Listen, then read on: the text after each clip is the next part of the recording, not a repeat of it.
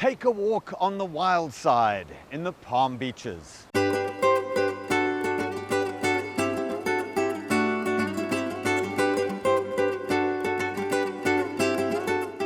Ecotourism is big business in Palm Beach County. From lions to loggerheads, our resident wildlife population is one of the things that makes the Palm Beaches a special place to visit. Aquatic adventures let you see our majestic sea turtles and tropical fish in living color, while our zoos, wildlife parks and natural areas give you an up-close look at everything from rhinos to alligators. It is here that nature is on full display. It's like nowhere else in the world.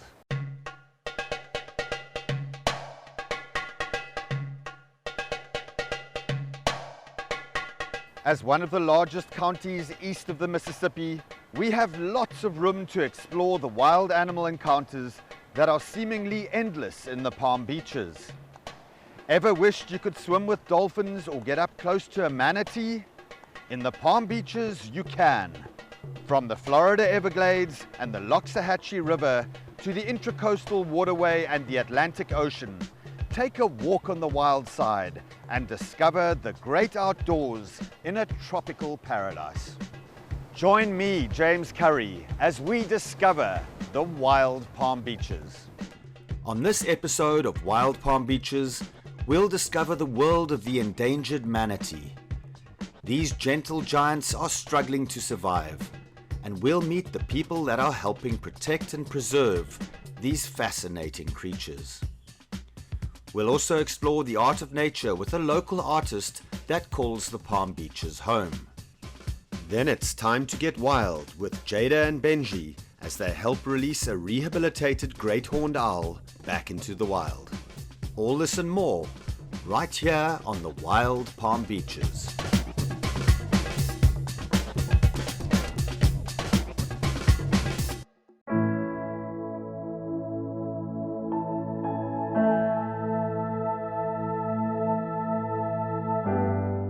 Manatees belong to an order of marine mammals called the sirenians. They come from an ancient word called a siren, and the old mariners used to believe that manatees were mermaids. So the sirenians comes from that word sirens, and there are actually 4 species of sirenians worldwide. 3 species of manatees and 1 species of dugong. The 3 species of manatees are the West Indian manatee, the West African manatee, and the Amazonian manatee. And right here in Florida, we have the West Indian manatee, but we also have a subspecies of that manatee here called the Florida manatee. Manatees can get up to 1,200, 1,300 pounds. In very rare cases, they can get up to 3,500, 3,600 pounds, up to 13 or 14 feet long. And the Florida manatee is the largest of all the manatee species. The Florida manatee is nearly entirely herbivorous, which means it feeds on aquatic plants, and they're very, very partial to something called seagrass. And that's another very important resource that is vital for us to protect, is for these manatees to be able to feed on seagrass for generations to come. Things like oil spills, pollution in the water, pesticides, these all have the ability to severely deplete the seagrass on which these manatees depend. Now, manatees can feed on up to 1/10 of their body weight in seagrass every day. So you can imagine that a manatee that weighs 1,000 pounds is eating up to 100 pounds of seagrass every single day. In some parts of the world today, they're actually still hunted and poached, which is really, really sad. But thankfully, places like Florida, places all over the world, manatees and dugongs are now very, very well protected. So we can hope that future generations can see manatees for many years to come.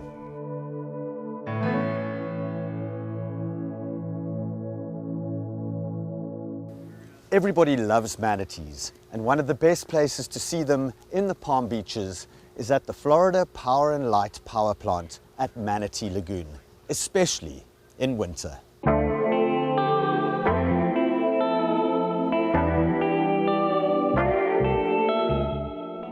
Manatee Lagoon is a free public facility where visitors can come meet manatees up close during the cold winter months and at any other time of year enjoy our new exhibits, our educational information that we have inside, do fun programming, and basically enjoy themselves while they're learning about the Lake Worth Lagoon and the marine creatures that call this area home.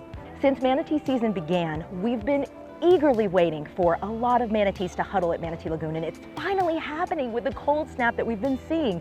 All of the manatees are gathered here. This morning we had more than 52 congregated in our outflow, and this is such an exciting time for our visitors because typically during manatee season, if it's not cold, they'll come, they'll see a couple swim by, you know, one here and there, but having a reliable way to see them and come and know that at any given moment during your visit you're going to see dozens of manatees, that is so exciting for them. And just to hear the visitors' enthusiasm and the moms that come with their kids and see them get excited, their eyes light up, it's just so heartwarming.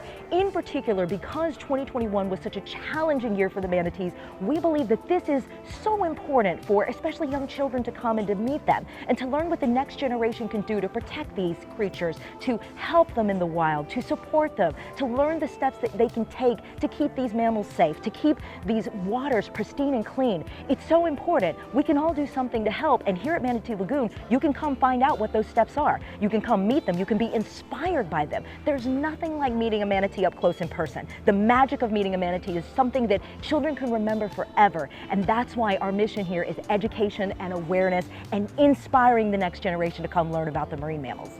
So cool to show her the manatees and hopefully raise another generation saving the manatees.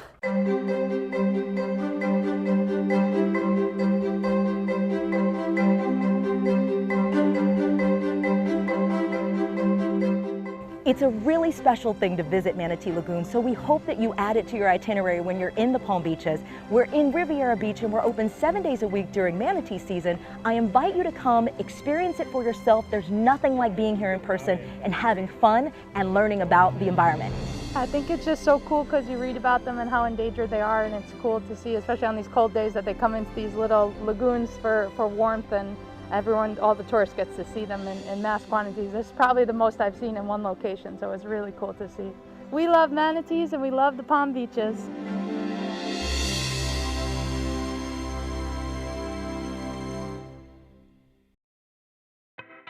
The Wild Palm Beaches is brought to you by Discover the Palm Beaches.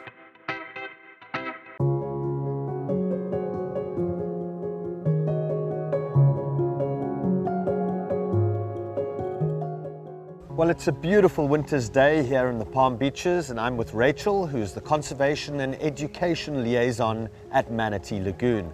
And they have just released a manatee here today.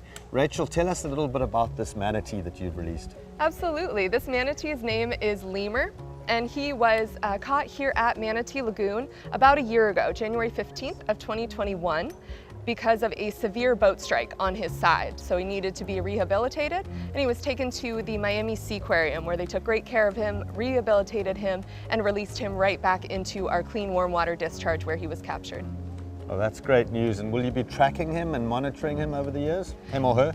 Yes, yeah, indeed. So here at Manatee Lagoon, we are not actively doing the tracking, but we do get that information from those entities who do. So the Clearwater Marine Aquarium did put a satellite tag, a tracker, on Lemur, the manatee that we released today, and will be tracking his whereabouts. And they do migrate, right? So they're quite site faithful. They'll come back to the same site year upon year, but they'll also migrate up and down the coast, correct? Exactly. So manatee calves will learn from their mothers everything they need to know, such as where to find warm water sites, where to find food, and where to find fresh water. So a lot of people don't realize that they do need to drink fresh water just like we do, and they will return year after year to a lot of those similar sites that they learn. But during the summer months, when the waters warm up, they do migrate, just as you mentioned. So during winter, they'll migrate to these clean warm water outflows or other natural warm water sites, and then in the summer months, they disperse throughout the coast of Florida. And the relationship with humans and manatees between the two species, it's almost like a double-edged sword in this case, isn't it? Because here we've got a situation at the power plant where they're benefiting from the warm water produced by humankind, and then on the other hand, you've got manatees that are getting struck by boats. Tell us a little bit about that and the relationship that we have with manatees. Yeah, we have definitely developed a very close relationship with these animals over the years in the form of our warm water discharges. So historically, before we had these power plants that were putting out this clean warm water, manatees would spend a lot of their time either in the more southern areas of Florida where the water temperatures don't drop quite as low, or in the freshwater springs. However, unfortunately, a lot of the springs have been developed and a lot of that natural habitat has been reduced over the years. And so these warm water outflows from power plants have become more and more important to these animals. And if you had a message for the general public, what would it be in terms of manatee conservation? What can we do to make the lives of manatees better? Education is definitely a top one. So teach your friends all about manatees. Definitely make sure, if you're lucky enough to have a boat or be out there on the water enjoying the day, make sure you wear polarized sunglasses to help you see through the water more, and obey all of the speed limits and any signs out there. So make sure you go slow, take your time, watch out for manatees, and enjoy your time on the water.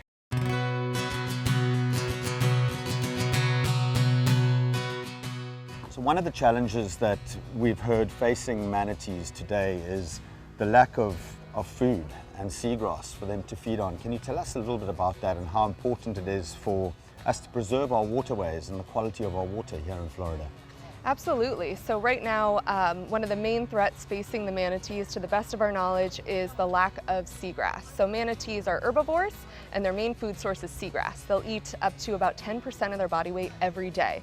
And here in the Lake Worth Lagoon, we're fortunate that we do still have a pretty healthy population of seagrasses. However, in the Indian River Lagoon just north of here, the seagrasses are not doing as well, so there's not as much food for the manatees. And in the winter months, such as right now, they may have to choose between traveling farther to find food or staying where they are to stay warm. So they're having a bit of a hard time right now. Well, it was great to see that release this morning, and how many people came to witness it was fantastic as well. Tell us a little bit about the challenges and what you guys went through actually releasing this manatee. Yeah, so to release the animal, of course, we bring it from the Miami Seaquarium where this particular individual was rehabilitated. And the first thing we'll do is get it off the truck and take a few measurements. So we want to make sure we know how big the animal is, take pictures to know where any of its scars might be so that we could identify it later, and put on a satellite tracking tag onto this area called the peduncle, where the body kind of thins out and before the tail flares out, right there at the base of the tail. They'll wrap a belt around there and attach by a tether a satellite tracking tag. So you may see them out in the water. They are usually a white float with some sort of colored band on top and an antenna. So those are meant to be there. They are labeled manatee tag, and you definitely want to leave it alone if you do see that. If you're ever concerned, you can call Florida Fish and Wildlife and report it. They do like to know where those tags are, but just wanted to mention that. Please do leave those if you see them. They're really important. So once we got that tracking tag on the manatee, we brought the manatee onto the boat, came over to the outflow area of Manatee Lagoon where the warm water was coming out, and released that manatee into the water. So probably the hardest part of the process is just moving this large animal. So manatees can weigh over 2,000 pounds. This particular individual was not that heavy, it was a juvenile, but the hardest part is trying to get it onto the boat and then off the boat at the end.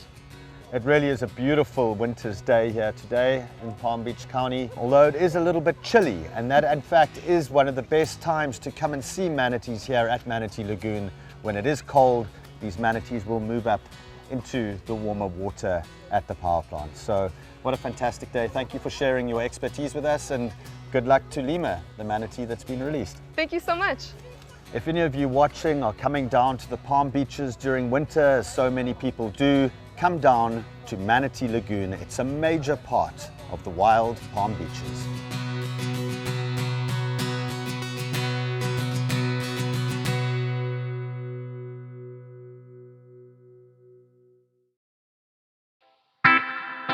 The Wild Palm Beaches is brought to you by Discover the Palm Beaches. I'm Ben Hicks, an underwater nature photographer based in the Palm Beaches, and this is the art of nature.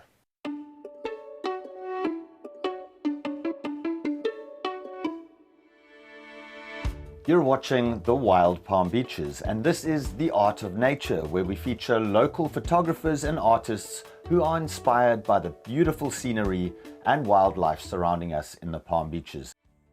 As an underwater nature photographer in the Palm Beaches, manatees have been one of my focus over the past 10 years. They are truly gentle giants. Manatees call the Palm Beaches home, and one of my goals is to help protect them. One of my most favorite things about manatees is their curiosity. When I'm in the water, a lot of times they'll come right up to my lens, almost kissing it. At that moment, you feel almost inhuman. They are huge, over 1,000 pounds, and right up against my mask. Some of my most well-known manatee photos are the ones that are up close to me. Their faces, their curiosity, a lot of that comes out in images. And so I strive to continuously shoot the character of a manatee. Although manatees will approach you and come very close, checking you out, it's important not to reach out to them. As a photographer, I need to always keep that in mind. So my challenge is to keep my distance, but at the same time, let them come as close as they want and be able to get that shot.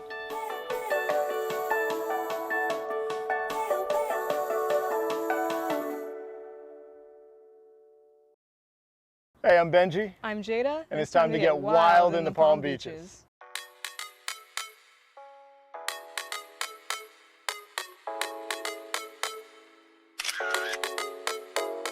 Hey everybody, I'm Benji Studt with Palm Beach County's Environmental Resources Management. I'm here with Jada. Hi. And Amy Kite, who's the Executive Director of Bush Wildlife Sanctuary. So Bush Wildlife, this is kind of like one of the pillars of the community as far as nature goes. I'll take it, thank you. So thank you so much for inviting us over. Today I'm really excited because we're gonna get a behind the scenes tour of really the mission of Bush Wildlife. Certainly it's education with all the resident animals here, but today we're at the hospital, and this is where you guys do the real work of rehabilitating animals. So can you tell us kind of a little bit of what we're in for today? Yeah, absolutely. So Bush Wildlife Sanctuary started, and it's still our primary mission as a wildlife hospital. So our goal is to take in sick, injured, and orphaned wild animals. The focus is really on those native to Florida here, and get them better and get them back out in the wild again. And we're up to about 6,000 patients a year that we're seeing. Wow. Every year it goes up. It's gone up 25% in the past 3 years. Wow. So, you know, you've got the influx of people moving into the county, you've got all this development that's going on, and we really feel that's a factor, and that's where education comes in. Most of these animals are here because of humans. And so that's why if we can educate the humans, hopefully at some point we can start bringing that intake number down.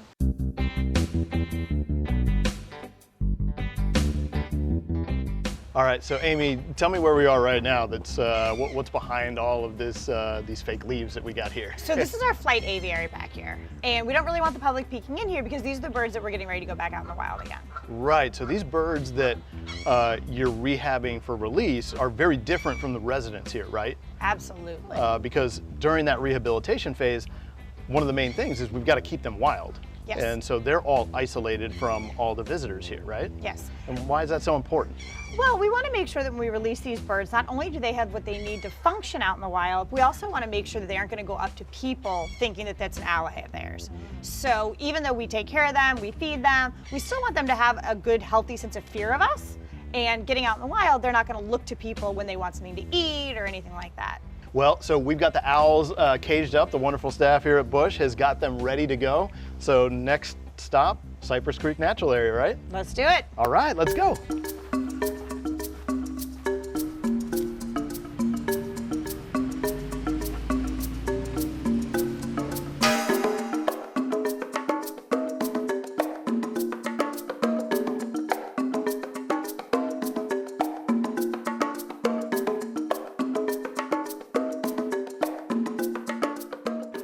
So these animals, they span all over the Americas, South America, all the way into the Arctic. And what makes them so ubiquitous, what makes them able to survive from deserts to Arctic forests is all these adaptations. Their feathers are made so they can fly silently. These eyes, these beautiful golden eyes, are fixed in their skull, which gives them incredible vision. To look side to side, they can turn their head more than 180 degrees around because they can't move their eyes. And then these feathers that make this facial disc help funnel sound to their ears, so they have incredible hearing. And then the last thing is these crazy talons on this bird. So great horned owls have one of the strongest talon pressures in the bird world, and that allows this animal to take prey as small as dragonflies and scorpions and lizards, all the way up to even striped skunks and even red-tailed hawks, prey that is even bigger than themselves. All right, Jada, you ready to give this bird a second chance at life? I am. All right, All right. ready? One, One, two, three. Wow. Does it get any wilder than that?